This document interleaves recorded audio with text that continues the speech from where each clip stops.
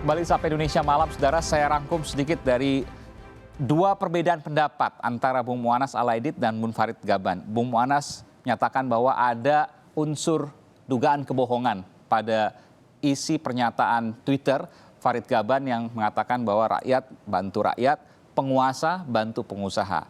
Sementara di sisi lain Bung Farid mengatakan bahwa ada permasalahan yang mendasar terkait dengan Kementerian Koperasi dan UKM yang menggandeng marketplace yang sudah terkenal. Dalam hal ini Blibli dan juga ada marketplace yang lain. Nanti saya akan tunjukkan pernyataan dari Menteri Koperasi dan UKM, Bung Teten Mas Duki, yang juga bukan hanya Shopee dan lain sebagainya, tapi ada yang lain juga, bukan hanya soal Blibli. Tetapi bahwa ketika melakukan kerjasama dengan marketplace yang sudah ada justru mematikan potensi-potensi di desa. Hanya menjadikan ekonomi kota kuat, namun yang desa terbengkalai. Saya ingin ke Bung Mu'annas. Bung Mu'annas, ini ada dua perbedaan. Anda menganggap ini sebagai informasi yang bohong, sementara Bung Farid menyatakan bahwa ini kritikan. Jadi di mana kemudian titik temunya? Ini dua-duanya bisa punya argumentasi yang kuat.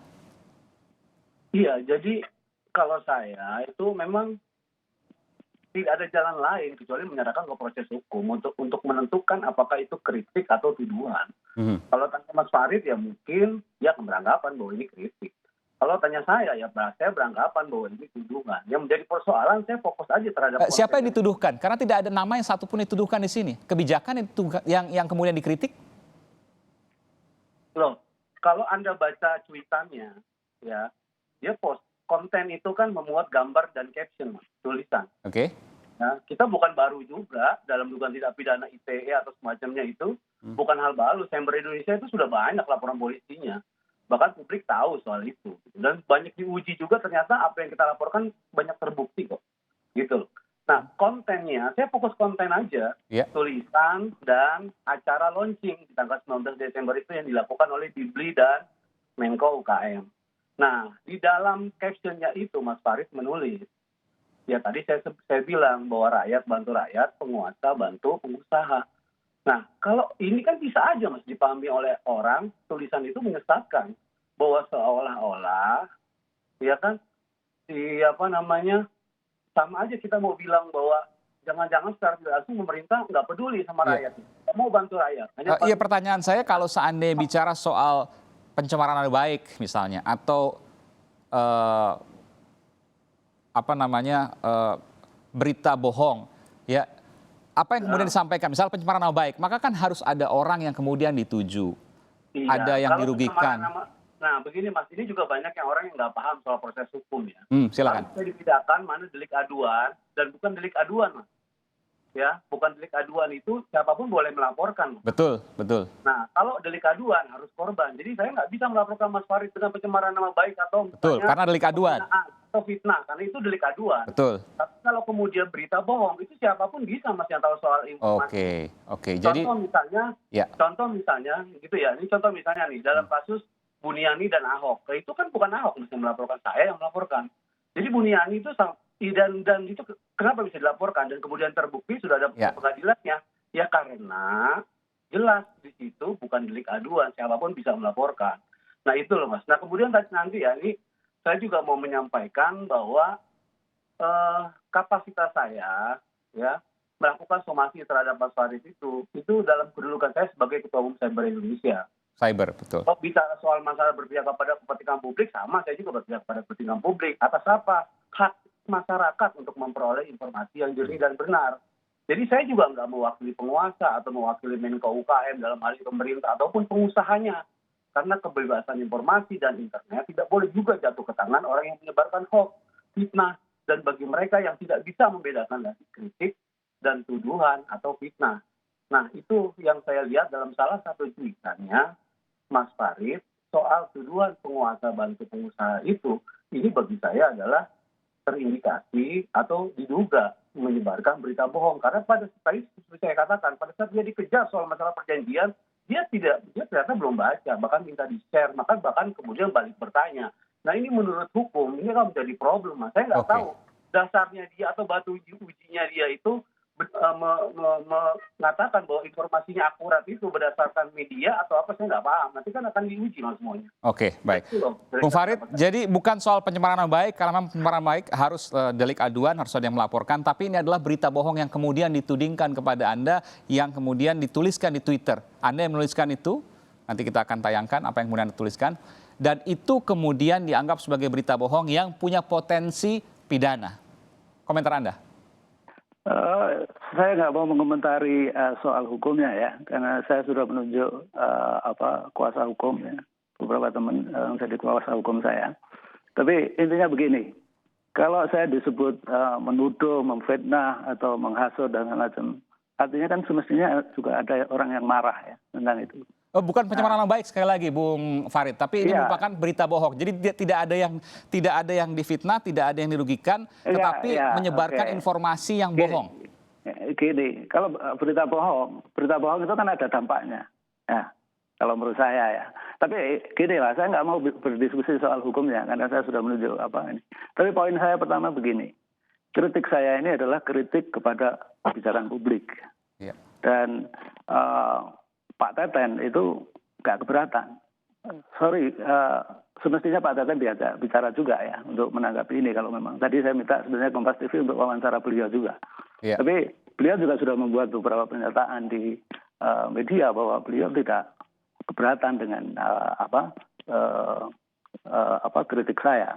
Kemarin beliau justru mengontak saya via WA. Kita diskusi banyak gitu loh. Beliau menjelaskan apa yang menjadi kebijakan kementerian. Saya juga mengungkapkan kritik saya kembali. Beliau mendengar kritik saya mendengar penjelasan beliau. Kita bicara baik-baik gitu loh. Dan sama sekali nggak ada problem di situ. Beliau malah berterima kasih dengan kritik yang saya berikan. Karena itu dan tidak menyebut sama sekali unsur kebohongan di situ. Ada yang salah nih Mas Farid. Ini nggak benar karena begini misalnya. Beliau menyebut misalnya tentang bahwa tidak ada APBN yang dipakai. Okay. Saya paham dan saya percaya tidak ada APBN yang dipakai. Tapi kan ada kerjasama itu sendiri, itu akan menguntungkan pihak tertentu gitu loh. Jadi disitulah kita juga diskusi. Kita tidak harus sepakat semua dan kita bersepakat untuk tidak sepakat.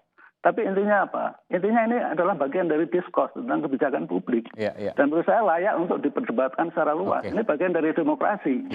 Apa yang dilakukan oleh Bung Mu'annas itu menghambat demokrasi atau diskurs seperti ini kalau menurut saya. Itu. Nah ini perlu saya tambahin Mas Farid ya. Silakan Bung Mu'annas. Ini kritikan yang kemudian diajukan tapi dikit-dikit kritik nanti kemudian diproses hukum. Ini ngeri juga. Ini krisis demokrasi nanti. Enggak, bukan. Saya kan justru ada diskursus yang harusnya bisa dibahas. Ya, jadi gini Mas, saya kira bahwa kalau kemudian orang menyampaikan kritik itu kan jelas Mas, harus melalui data, informasi, dan argumentasinya juga harus benar. Nggak perlu khawatir juga kalau ini kemudian berujung kepada proses hukum kalau memang data dan informasi atau argumentasinya benar. Nah, Pak Teten, saya lihat dalam kutipan media yang saya baca justru dia menyatakan bahwa apa yang disampaikan oleh Mas Farid itu tidak akurat. Gitu. Nah, ini kan ada indikasi menyebarkan berita yang kemudian nggak seperti itu, nggak seperti itu yang disampaikan. Ada. Jadi mau bisa begini tuh, enggak, ya. Tapi dia nggak mau berdebat di sini. Tapi dia mengatakan bahwa apa yang disampaikan oleh Mas Farid itu tidak akurat. Nah, hanya saya ingin menyampaikan bahwa Mas Farid juga nggak perlu takut berlebihan soal somasi yang saya layangkan, karena kedudukan saya dengan Mas Farid juga sama seperti warga negara. Somasi ini kan merupakan perbuatan hukum yang diakui Mas dan beradab untuk mengingatkan orang tentang potensi adanya pelanggaran hukum. Nah itu yang saya pahami. Cuma kalau tatanan sosial kita misalnya dirusak. Bung Mu'annas, iya saya paham bahwa Anda merasa bahwa ada sesuatu yang salah di situ. Tapi kemudian kenapa tidak ada argumentasi yang lain yang kemudian ada perdebatan di sana? Kan biasa berdebat. Kalau seandainya saya punya pandangan A, yang lain punya pandangan B, lalu kemudian berargumentasi, kan tidak perlu berujung pada proses hukum. Kalau dikit-dikit berujung pada proses hukum, gimana nilai demokrasi kita? Loh, sekarang apa orang boleh ngomong sesuka hatinya di media sosial? Media sosial itu ruang publik. Dengan argumentasi yang dimiliki tentu ia punya, kecuali kalau memang tidak ada argumentasi. Dengan argumentasi apakah tidak boleh ia berargumentasi, Bung Mu'annas? Iya, kalau dia bukan menyebarkan berita bohong, ya logikanya begini dong. Kalau persoalan kritik dan analis kebijakan itu juga alasan yang sama dipakai oleh Said Didu dalam kasusnya. Tapi kan faktanya kemudian dilaporkan. Jadi saya kira tuh bahwa alasan atau apapun saya kira tuh ya silakan aja. Tapi saya tuh cuma fokus di dalam kontennya aja. Dalam kontennya itu jelas dia tergambar ya bagi saya tuh terindikasi ada memberikan informasi yang tidak benar terhadap publik di media sosial. Dan itu saya kira sulit kita memperdebatkan soal masalah apakah itu kritik, apakah itu tuduhan, karena ini kan kesimpulan. Nggak ada jalan lain, Mas. Buktinya itu adalah menurut proses hukum. Nanti kan akan diuji. Apa yang kemudian menjadi dasarnya Pak Farid bisa berbicara. Dan ujiannya itu di pengadilan menurut Anda begitu? Ya dalam proses penyidikan dulu dong. Kan ada Iya. kan gitu. Jadi ini prosesnya nanti masuk ke dalam delik berita bohong, ini delik murni, tidak perlu ada yang melaporkan begitu kan? Iya, kalau menurut saya itu kan kalau saya ditanya pendapat hukum ya saya akan jawab itu. Oke, baik. Jadi nanti akan ditunggu apakah akan ada yang melaporkan atau tidak? Tidak perlu ada yang melaporkan tapi kemudian bisa berjalan. Iya, kayaknya saya akan melaporkan. Oke, baik.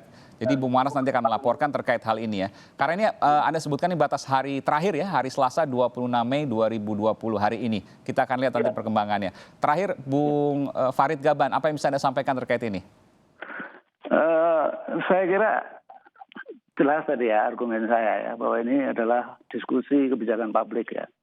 Orang boleh setuju atau tidak setuju dan macam. Dan menurut saya tunjukkan, saya berterima kasih juga dengan Bung Teten, Menteri Koperasi yang mau merespon ini dengan baik. Dia juga mengatakan berterima kasih dengan kritik saya dan semacam. Itu sebagai bagian dari wacana publik gitu. Saya ingin menggarisbawahi bahwa sebenarnya apa yang dilakukan oleh saudara Mu'annas ini akan problem besar. Kalau setiap diskusi kebijakan publik itu dibawa ke ranah hukum gitu ya. Memang argumennya bahwa ini adalah demi untuk menegakkan hukum dan semacam. Tapi saya kira ada satu problem besar dengan melaporkan orang-orang yang berbeda pendapat gitu loh. Menurut saya ini problem besar dalam demokrasi. Dan Bung Mu'annas ini kan seorang politisi ya sebenarnya. Dan politisi semestinya justru membuka wacana kebijakan publik seluas mungkin gitu. Kalau menurut saya harus ke situ. Gitu. Baik. Dan menurut saya agak aneh kalau justru menghambat diskurs atau diskusi di ruang publik. Baik. Karena menyebut Bung Mu'annas, saya berikan kesempatan terakhir singkat saja Bung Mu'annas, silakan. Iya, demokrasi dan penegakan hukum itu kan seperti saudara kandung, saling terikat. Nggak bisa orang ngomong sebebasnya di ruang publik, nggak berani dia penegak hukum. Makanya di situ dituntut supaya orang kemudian misalnya punya data yang benar. Nah, makanya saya kira juga Mas Farid juga nggak perlu juga playing victim gitu loh. Setelah diduga membuat tuduhan dalam tweetannya, karena itu bagi saya bukan kritik, tapi itu tuduhan ya tweetan itu. Jadi kritik itu jelas menggunakan data, informasi, dan argumentasi yang benar. Tatanan sosial kita ini bisa rusak ketika bohong dianggap kritik, hasutan disamakan dengan kebebasan berpendapat. Klaim si pihak itu dianggap sebagai kebenaran. Nah, saya kira saya punya dasar dalam mengkritik itu. Ada dasarnya. Soal Anda nggak setuju itu soal yang lain. Gitu. Oke, baik. Baik, nanti kita akan tunggu perkembangannya, Bung Mu'annas dan Bung Farid Gaban. Tentu ini menjadi dua pendapat, dua argumentasi yang sama-sama punya dasar. Terima kasih telah memberikan informasi di Sapa Indonesia Malam. Selamat malam.